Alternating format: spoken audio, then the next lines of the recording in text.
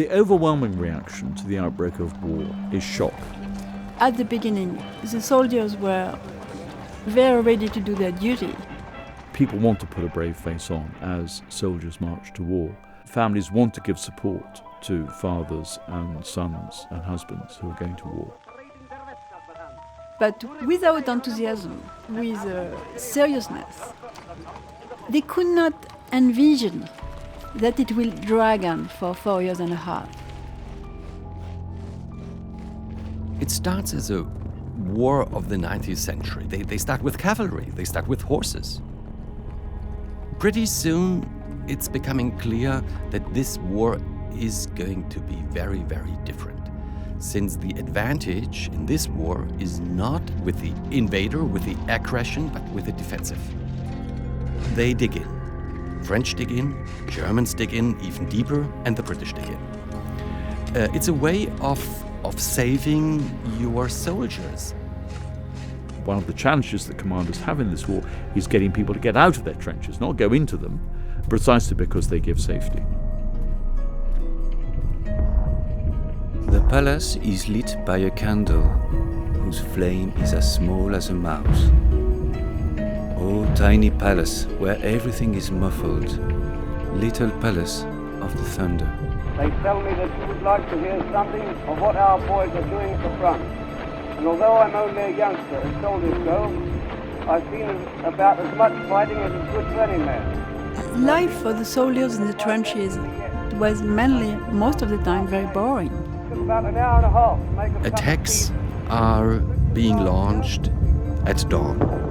At night, and particularly in the morning, we find warfare going on. Then two of the snipers picked off two of our men. It's a nocturnal activity, it's a troglodyte activity, and they share those dugouts with rats increasingly, with lice which multiply. Lice, rats, fleas, barbed wire, corpses, underground caves, artillery, liquor, shells, bombs, bullets, corpses. That's what war is. We're here because we're here, because we're here, because we're here. In the trenches, we find ordinary soldiers. We find farmers, we find workers, we find society at large. On the Western Front, in end of 1914, there are more than 12,000 miles trenches alone for the Allied forces, 25,000 miles of trenches for the Allied and the German armies. And these trenches run more than 400 miles from the North Sea to the Swiss border.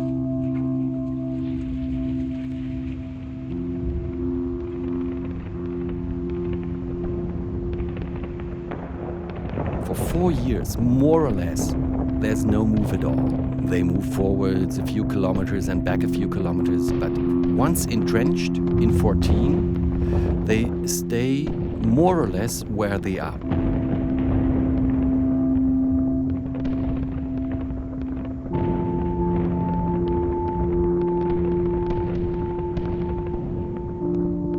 There is a stalemate.